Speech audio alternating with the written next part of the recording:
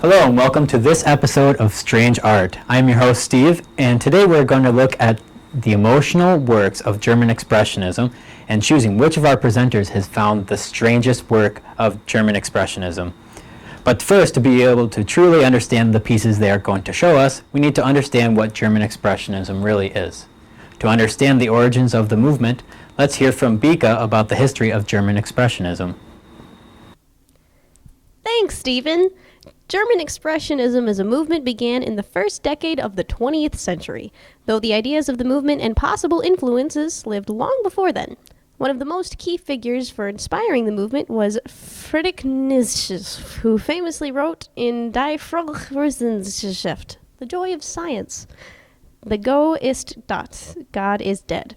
Not only did it inspire the worst series of movies under the sun, but the idea was life was not dictated by religion, set off of a revival of nihilism. The idea that morality isn't based on religion alone. So it is a very philosophical movement in that respect. The movement sets itself up to convey the emotions around having one's whole morality shattered, and how they need to construct a new sense of morality based off of their own logic and reason. There were two main groups of artists working in the German Expressionist style in the early 1900s, Die Bruch and Der Blaue Reiter. The major player of these two groups were most often untrained artists and were just trying to convey their emotions. Die Bruch was formed by Ernst Ludwig Kitchener and several other artists in Dresden, Germany in 1905. They were largely influenced by primitivism and expressing extreme emotion through high color that was very often non-naturalistic. Die Bruch aimed to eschew the prevalent traditional academic style and find a new mode of artistic expression, which would form a bridge, hence the name, between the past and present. They also worked largely in woodcuts.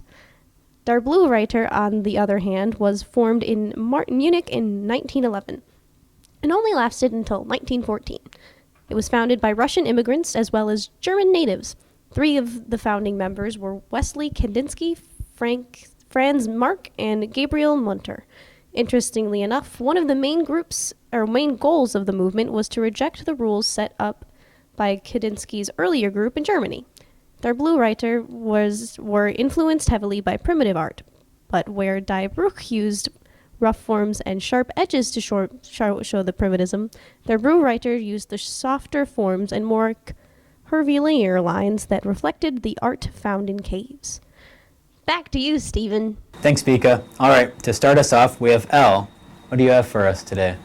So, thank you, Stephen. Here we have the cow. So it reminds me of breakfast to first start off. I see a little bit of eggs right here, some red peppers, green peppers. There's a watermelon back here. Probably not actually what it is, but... Thank you, Stephen. So this first piece is The Cow by Wesley Kandinsky. This first piece is from Der Blaue Reiter. It is an oil painting on canvas that painted in 1910.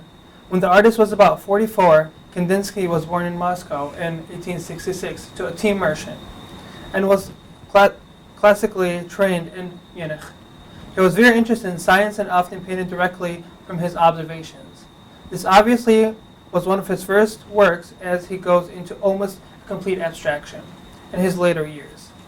You can see that his emphasis on color, which was one of the main ideas Der Blaue Reiter, color did not really need to be accurate, as its major purposes was to give off an emotion.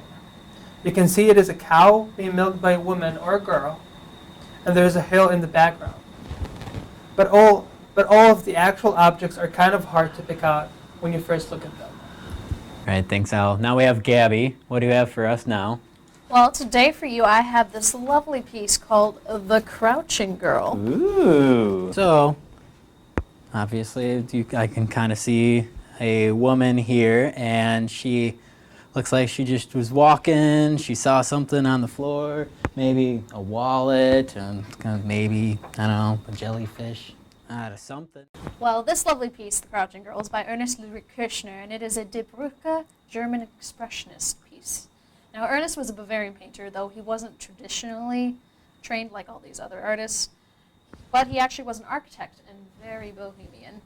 He was also a wild pacifist. Ironically, he ended up being a medic in World War II. Pacifism, Not really sure where his trained thought was, but he painted nudes, as you can tell by that lovely piece right there. It's obviously very weird. I don't even know. It's not really abstract, but it's weird. He also didn't like the fakeness of the middle class and how they were such large consumers. So I don't know if that's like a narrative in that piece of painting. It might be. As I said, he volunteered in World War II as a medic, but the sights he saw drove him to alcoholism, and he died in World War II. All right, thanks, Gabby. Now we have Jack, and what do you have for us? Well, I will be presenting Birth of a Horse. I like it. Here you go. Okay, on the board it goes. The board of art. Okay, so now you kind of told me the word horse in here, so I can kind of see a horse in the background. This one I would say is not the strangest, but is the most pleasant to look at, mostly because I can actually tell what it is. And I guess the colors are not too vivid, and the black lines are very defined, so a nice piece of art. Yeah, I thought so. As I said, it is Birth of a Horse by Franz Marc. So it is in Der Blaue Reiter style of German Expressionism. And it is a woodcut, actually done on Japanese paper with rose, red, and green ink on it. It was printed in 1913 when the artist was 33 years old. Franz Marc was born in Munich, Germany in 1880, and he had a landscape painter as a father, and that was very influential to his work. He was very into doing more natural scenes, and he was classically trained as well in Paris.